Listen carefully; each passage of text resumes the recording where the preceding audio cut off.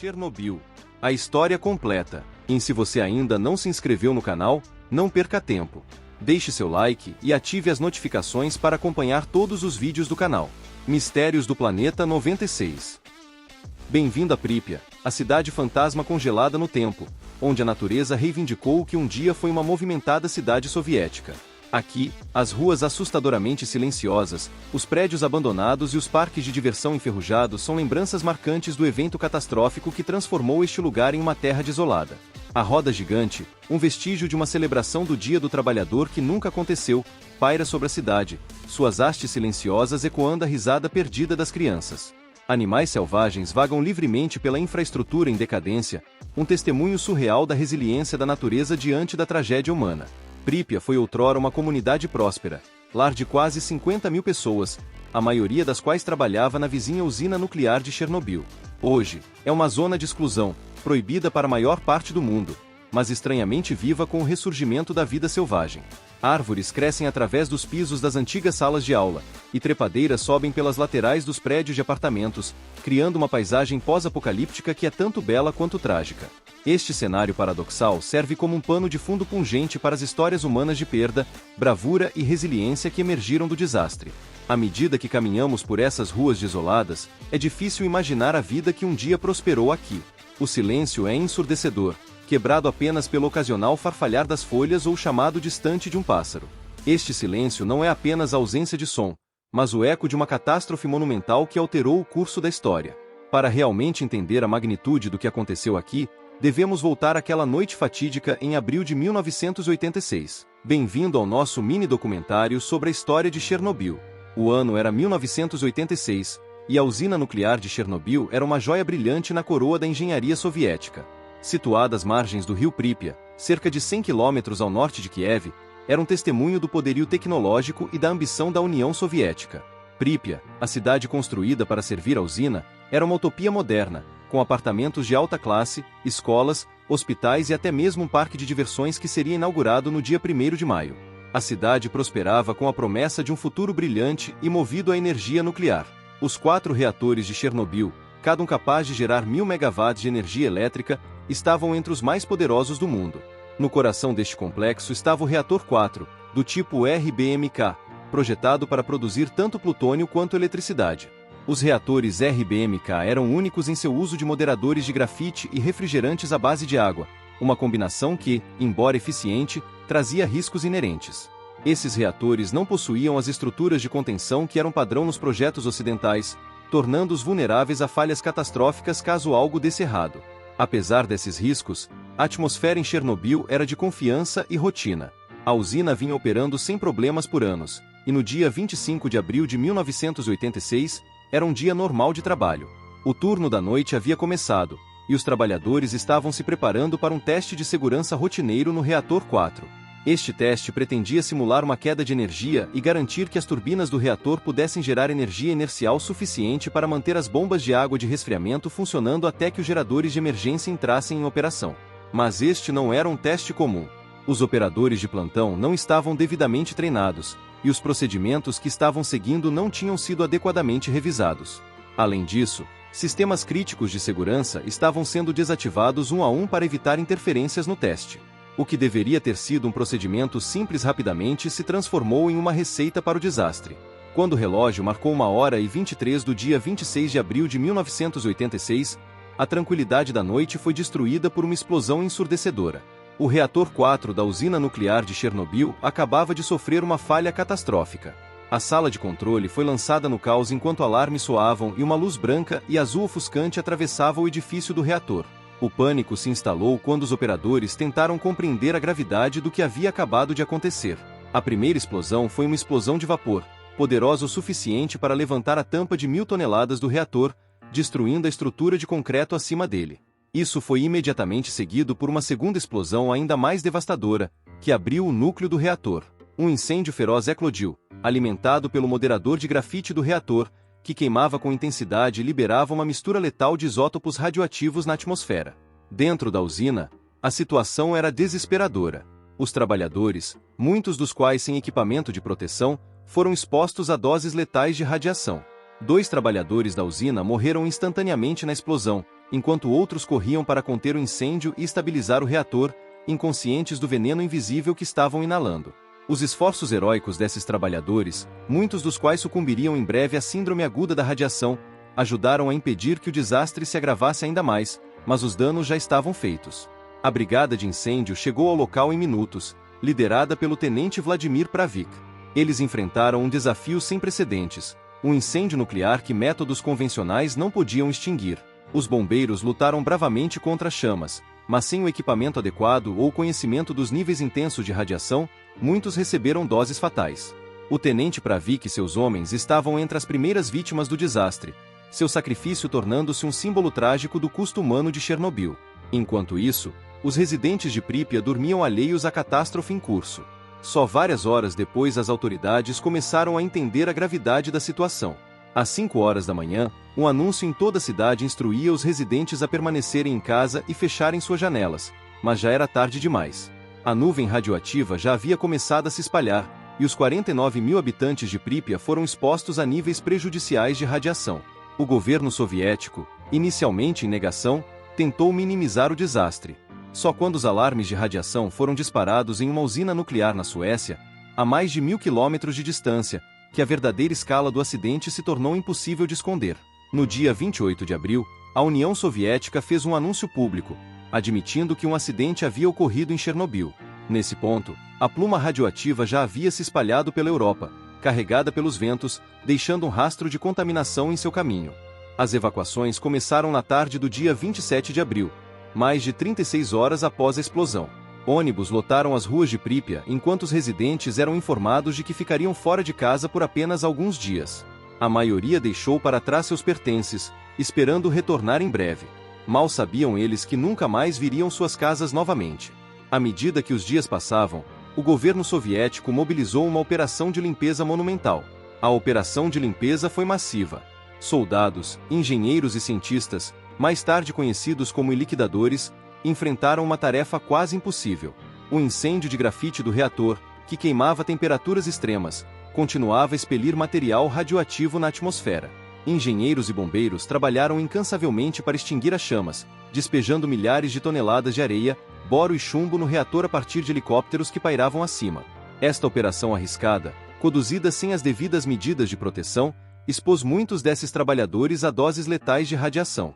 A construção do sarcófago e uma estrutura massiva de concreto projetada para encapsular o reator 4 e conter a radiação, começou quase imediatamente.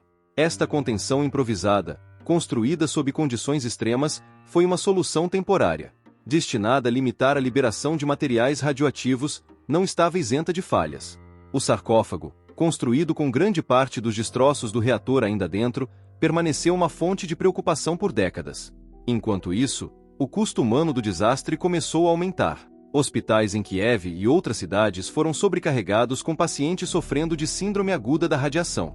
Os 134 militares envolvidos nos esforços iniciais de combate ao incêndio e contenção foram os primeiros a experimentar seus efeitos brutais. Os sintomas incluíam queimaduras severas, vômitos e uma drástica diminuição nos glóbulos brancos, levando a infecções fatais. Apesar dos melhores esforços dos profissionais de saúde, 28 dessas pessoas sucumbiram em poucas semanas após a explosão. Todos os incêndios foram extintos ou contidos em 6 horas, mas poucos previram que um segundo problema mais perigoso surgiria em breve. O núcleo do reator 4 ainda estava derretendo rapidamente. Se ele derretesse completamente, as consequências teriam sido catastróficas numa escala sem precedentes. O núcleo derretido, alimentado pela reação nuclear contínua, teria rompido a estrutura de contenção, desencadeando uma segunda explosão jamais vista. Esta explosão teria devastado toda a central elétrica de Chernobyl, destruindo não só a unidade 4, mas também os outros 3 reatores no local.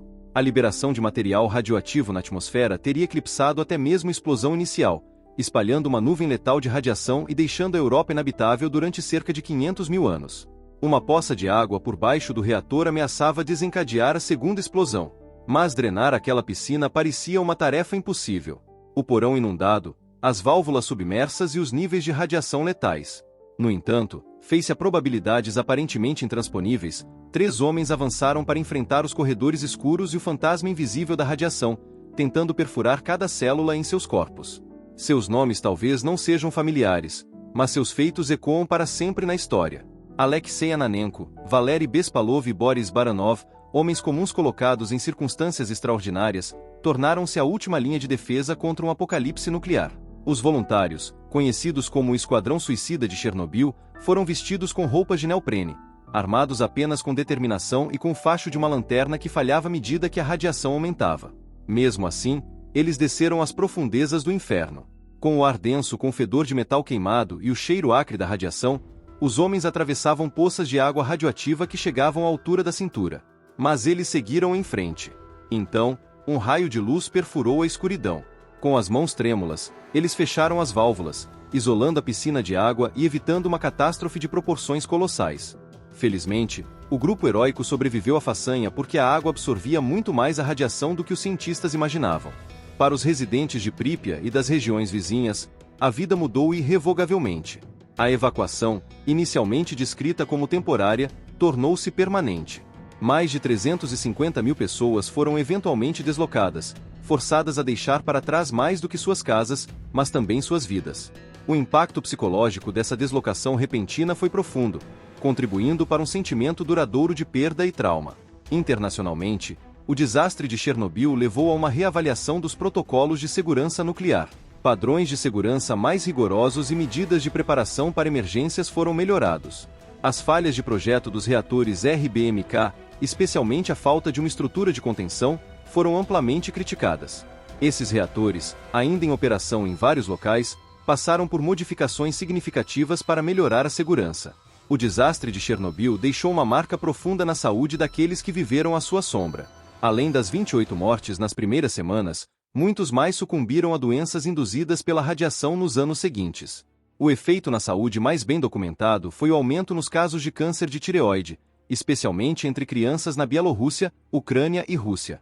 O iodo radioativo 131, liberado em grandes quantidades durante a explosão, contaminou o abastecimento de alimentos e água da região. As crianças, mais suscetíveis à radiação, ingeriram este isótopo principalmente através do leite de vacas que haviam pastado em grama contaminada. Como resultado, milhares de crianças desenvolveram câncer de tireoide, uma consequência direta da exposição à radiação. Cerca de 4.000 casos de câncer de tireoide foram atribuídos ao desastre de Chernobyl, com algumas mortes ocorrendo até 2004.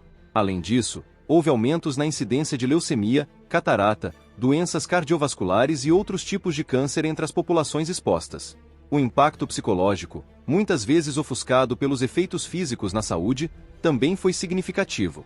O trauma da evacuação, o medo da radiação e o estigma associado a ser da região de Chernobyl levaram a problemas generalizados de saúde mental, incluindo ansiedade, depressão e transtorno de estresse pós-traumático em milhares de pessoas. Um dos achados mais alarmantes foi o aumento de defeitos congênitos e anomalias de desenvolvimento entre as crianças nascidas nas áreas afetadas. Esses defeitos incluíam cardíacos congênitos, defeitos do tubo neural e outras condições graves, como microcefalia, hidrocefalia e outros problemas sérios entre as crianças nascidas na Bielorrússia e Ucrânia. Garantir a segurança do local de Chernobyl tem sido um desafio contínuo desde as consequências imediatas do desastre. O sarcófago, uma estrutura de concreto e aço construída às pressas para encapsular o reator 4, foi concluído em apenas 206 dias. Embora fosse um feito de engenharia, não foi planejado como uma solução de longo prazo. Fendas e vazamentos permitiram que poeira radioativa escapasse, representando riscos contínuos ao meio ambiente e aos trabalhadores no local. No final dos anos 90, tornou-se claro que uma solução mais permanente era necessária para conter o material radioativo remanescente e impedir que o desastre ganhasse proporções ainda maiores. Foi aí que entrou em cena a Nova Confinamento Seguro, NCS, um projeto monumental de engenharia projetado para encapsular o sarcófago em deterioração e fornecer uma solução de longo prazo. A construção da NCS começou em 2010. Esta estrutura massiva, às vezes chamada de arco, foi projetada para durar pelo menos 100 anos e suportar condições climáticas extremas. A NCS é uma maravilha da engenharia moderna. Com 109 metros de altura, 257 de largura e 162 de comprimento, é a maior estrutura móvel baseada em terra já construída. Em novembro de 2016, a NCS foi movida com sucesso para o lugar sob o sarcófago usando um sofisticado sistema hidráulico. Este processo, que levou 2 semanas, foi um marco crítico na segurança do local. A NCS é mais do que apenas uma barreira física. Está equipada com tecnologia avançada para monitorar e gerenciar as condições dentro do recinto. Isso inclui uma rede de sensores para detectar níveis de radiação, sistemas robóticos para manusear materiais radioativos e sistemas automáticos de supressão de incêndio. Dentro da NCS, os esforços continuam para desativar o reator 4 e lidar com as vastas quantidades de resíduos radioativos. Este trabalho é complexo e perigoso, envolvendo a remoção de combustível e detritos altamente radioativos, bem como a gestão contínua do ambiente interno do local. É uma tarefa que levará décadas para ser concluída. Hoje, cerca de 200 toneladas de material radioativo ainda estão presentes dentro do reator, e o desafio de gerenciar esses resíduos persistirá por gerações. Mais de 3 décadas depois, a zona de exclusão de Chernobyl, com cerca de 2.600 km², continua a ser um terreno baldio proibido e congelado no tempo. À medida que nos aventuramos neste reino misterioso, somos confrontados com os restos fantasmagóricos de uma comunidade outrora próspera. Casas, escolas e fábricas abandonadas são testemunhas silenciosas da tragédia que aqui se desenrolou. A natureza, recuperando o que outrora lhe pertenceu, começou a invadir a infraestrutura decadente, tecendo uma tapeçaria de desolação e beleza. Muitas espécies retornaram à área, algumas das quais não eram vistas há décadas. Mas por baixo da tranquilidade superficial existe uma ameaça invisível. Os níveis de radiação na zona de exclusão permanecem perigosamente elevados, representando uma ameaça letal para qualquer um que se atreva a ficar por muito tempo. Os contadores Geiger estalam ameaçadoramente à medida que navegamos pela paisagem irradiada, um lembrete constante do perigo invisível que se esconde nas sombras. À medida que nos aprofundamos no coração da zona de exclusão, encontramos a infame Floresta Vermelha, uma vasta extensão de árvores mortas manchadas de vermelho pela precipitação radioativa. Mas talvez a visão mais assustadora de todas seja a cidade abandonada de Pripyat, que já abrigou milhares de trabalhadores e suas famílias. Pripyat é um monumento fantasmagórico à loucura da humanidade, com seus edifícios em ruínas e ruas desertas servindo como um lembrete do custo humano do desastre nuclear. Ainda hoje, estudos continuam examinando os efeitos genéticos de longo prazo da exposição à radiação nos animais daqui. Taxas de mutação mais altas foram observadas, e embora a vida selvagem pareça prosperar, as implicações completas de sua exposição à radiação permanecem um mistério. O desastre de Chernobyl permanece como um lembrete assombroso das consequências catastróficas que podem surgir a partir de erros humanos e negligência. A tragédia desencadeou um implacável dilúvio de contaminação radioativa, alterando para sempre a paisagem e as vidas de inúmeras pessoas. À medida que a poeira assentava e a fumaça se dissipava, o que restava não era apenas um reator debilitado, hoje o objeto mais perigoso do mundo, mas uma cicatriz gravada no tecido da história. No entanto, em meio à desolação, emergiram histórias de coragem e resiliência, de pessoas comuns enfrentando desafios extraordinários com determinação inabalável. Dos corajosos bombeiros que lutaram contra o incêndio ao grupo de voluntários que arriscou suas vidas para conter a segunda explosão, seus sacrifícios não foram em vão. As lições aprendidas com Chernobyl não devem ser esquecidas, para não corrermos o risco de repetir os erros trágicos do passado. O vídeo de hoje vai ficar por aqui. Se você gostou desse vídeo, nos conte o que achou aqui nos comentários. Obrigado e até a próxima.